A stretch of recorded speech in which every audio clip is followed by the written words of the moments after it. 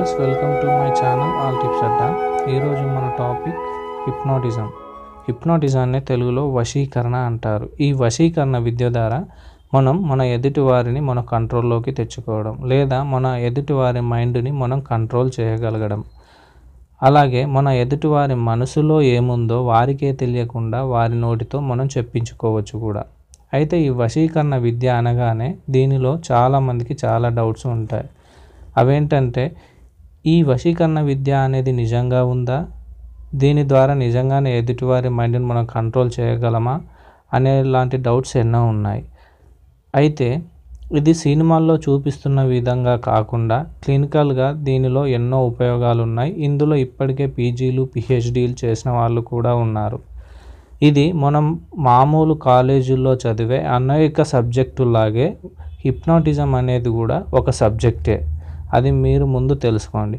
So ఈరోజు మనం ఆ సబ్జెక్టులోని విషయాల గురించి మాత్రమే ఈరోజు ఈ వీడియో. ఒకవేళ కనుక మిమ్మల్ని ఎవరైనా హిప్నటైజ్ చేస్తే, మీ జీవితంలో ఎప్పుడో చిన్నప్పుడు జరిగిన సంఘటనలు చివరికి మీరు మర్చిపోయినటువంటివి కూడా మీకు తెలియకుండానే మిమ్మల్ని హిప్నటైజ్ చేసిన వారికి చెప్తారు. అలాగే మీరు కూడా ఎవరినైనా హిప్నటైజ్ చేస్తే వారి జీవితంలో జరిగిన సంఘటనలు, అలాగే వారు మర్చిపోయిన విషయాలు కూడా మీకు చెప్పడం జరుగుతుంది. అయితే హిప్నటైజ్ అనేది ఎవరినైనా చేయొచ్చా అంటే, ఇది ఎవరినైనా చేయొచ్చు. మీరు కూడా మీ ఎదుటివారిని కూడా చేయొచ్చు. ఇది ఈజీ, ప్రాక్టీస్ చేయాల్సి ఉంటుంది. ఇది మీ స్కిల్స్ మీద మాత్రమే ఆధారపడి ఉంటుంది. సో మీరు ఎవరినైనా హిప్నటైజ్ చేయాలనుకుంటే ముందు మీరు మీ ఎదుటివారి మైండ్ని హిప్నాటిక్ ట్రాన్స్ లేదా హిప్నాటిక్ అన్కాన్షియస్నెస్ అనే ఒక స్టేజ్కి తీసుకురావాల్సి ఉంటుంది. అయితే ఈ హిప్నాటిక్ ట్రాన్స్ అంటే ఏంటి అనే కదా మీ డౌట్.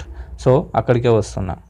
అయితే మీకు ఈ హిప్నాటిక్ ట్రాన్స్ అనేది అర్థం కావాలంటే మీకు ఒక ఎగ్జాంపుల్ చెప్తాను. మీరు ఒకవేళ కనుక ఒక సినిమా చూస్తున్నప్పుడు, ఆ సినిమాలో కొన్ని సంఘటనలు వచ్చినప్పుడు అవి మీ హార్ట్కి టచ్ అయినప్పుడు మీరే ఆ సినిమాలో ఉన్నట్టు ఫీల్ అవుతూ ఉంటారు.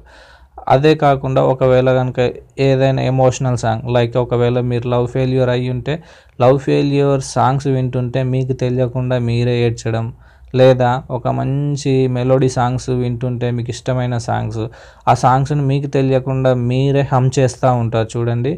అలాంటి ఒక స్టేజీనే హిప్నాటిక్ ట్రాన్స్ అంటారు. అంటే మీరు ఆ సాంగ్ వింటున్నప్పుడు ఈ బయటి ప్రపంచంతో సంబంధం లేకుండా పూర్తిగా ఆ పాట మూడ్లోనే లీనమైపోవడం అన్నమాట. సో అలా లీనమైపోయే మైండ్ యొక్క స్టేజ్నే హిప్నాటిక్ ట్రాన్స్ అంటారు.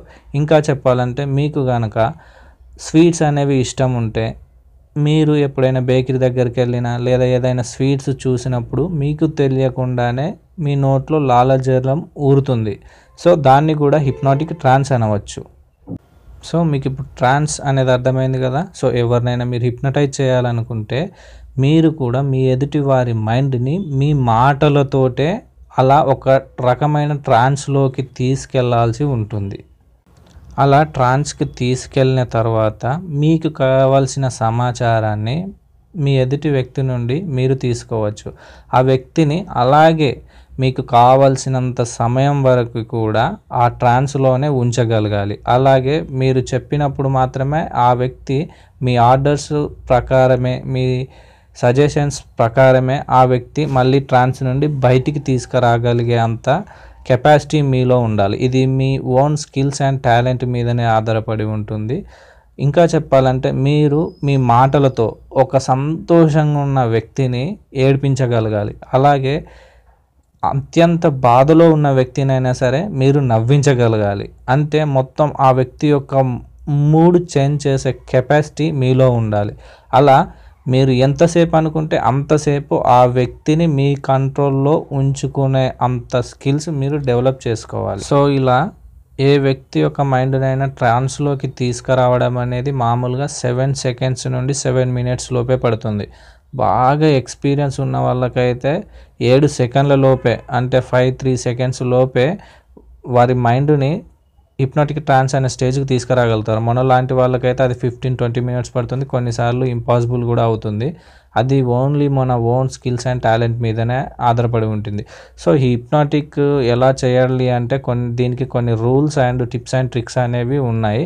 అవి ఏంటివి అని మీరు తెలుసుకోవాలనుకుంటే నా నెక్స్ట్ వీడియో చూడాల్సిందే.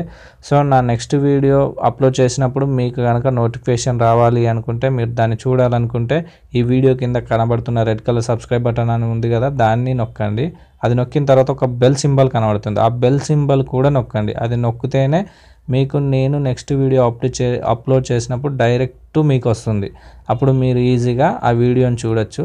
సో మీకు కనుక ఈ వీడియో నచ్చితే లైక్ చేసి షేర్ చేయండి. అలాగే మీ అభిప్రాయాల్ని, మీకు ఇంకేమైనా డౌట్స్ ఉంటే కింద కామెంట్ బాక్స్లో కామెంట్ చేయండి.